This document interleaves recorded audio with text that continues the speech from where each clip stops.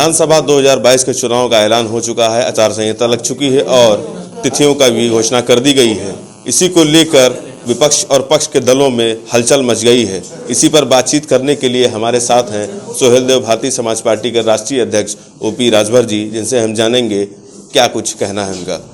Sir, बहुत बहुत स्वागत है आपका। Thank you. सर, मेरा सवाल आपसे ये है कि जिस तरह से बीजेपी के दामन छोड़ के ज़्यादा से ज़्यादा विधायक और मंत्री इस्तीफा देकर के सपा का हाथ थाम रहे हैं, आखिर ऐसा क्यों है? अन्य दल भी हैं तो सपा ही क्यों?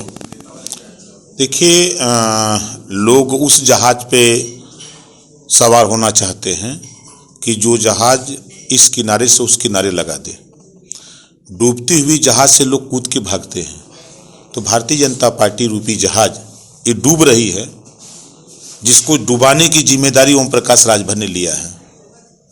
इनको हम डुबा रहे हैं और उसमें से कूद के लोग भाग रहे हैं जान बचाने के लिए। भगो नहीं तो काम गड़बड़ है। उसी का नतीजा है कि लोग वहां से छोड़ करके, और समाजवादी पार्टी के साथ हमने गठबंधन किया है। हमारे गठबंधन में प्रेमचंद प्रजापति भागीदारी पार्टी, बाबूराम पाल राष्ट्रीय उदय पार्टी, अनिल चौहान जनता उन्नत पार्टी, किशोर पटेल कमेरावादी, अपना दल कमेरावादी, और भारत माता पार्टी रामसागर बेन, इतने लोग मिलकर के हम लोगों ने जब पहले माननीय अखिलेश यादव जी से समझौता किया, 27 अक्टूबर को ऐलान किया, उसी दिन पूरे देश में भूचाल आ गया कि अब भारतीय जनता पार्टी गई। तो अब ये पूरे प्रदेश को विश्वास हो गया है कि महंगाई की मार से छुटकारा अगर कोई दिला सकता है तो अखिलेश यादव दिला सकते हैं। अन्ना पशु से छुटकारा कोई दिला सकता है तो अखिलेश यादव दिला सकते हैं।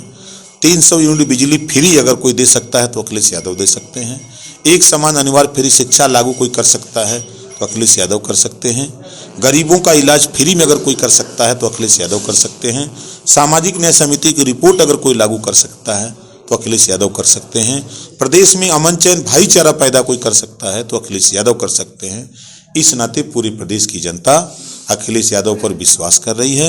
नाम बदलने वाले और धर्म का चश्मा पहनाने वाली भारतीय जनता पार्टी हिंदू के नाम पर तो वोट लेती है, जब हिंदू को हिस्सा देने की बात आती है तो वोट लेती है। जब हिंदू को हिस्सा देने की बात आती है, नाई को, गोंड को, पाल को, लोहार को, कुम्हार को, कहार को, राजभर को, बिंद को, केवट को, मल्लाह को, निषाद को, अर्गवंशी, बंजारा को, बहेलिया को, खंगार को, आरक को, इनको जब हिस्सा देने की बात आती है तब भारतीय जनता पार्टी कहती है कि नहीं, तुम हिंदू नहीं हो। तब इनको हिंदू नहीं कहते, तब कहते हैं तो गडेरिएवा है, भरवा है, कुनबिया है, अहिरा है। तब ये भाषा बोलती है भारतीय जनता पार्टी। तो इस नाते प्रदेश की जनता इनके छलावे में आने वाली नहीं है।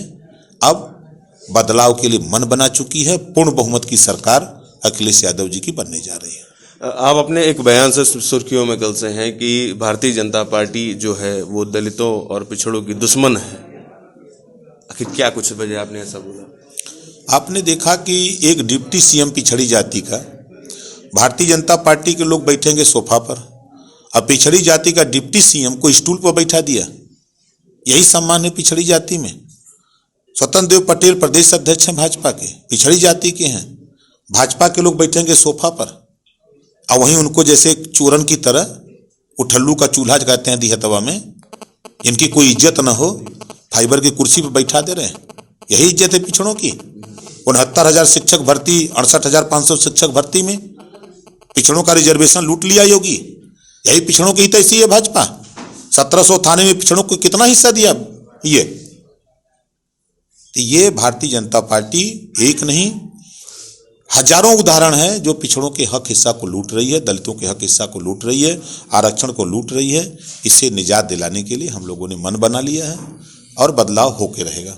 कि आचार संहिता जो चुनाव आयोग ने गाइडलाइंस जारी किया है, उनके उस गाइडलाइंस के आधार पे हम लोग अपने अपने अलग अलग क्षेत्रों में जाकर के हम लोग पार्टी का प्रचार प्रसार करें और चरणबद्ध तरीके से हम लोग सूची जारी कर देंगे। जिस चरण में जिसका प्रभाव होगा, उनके जितने उम्मीदवार होंगे वहाँ लड़ेंगे।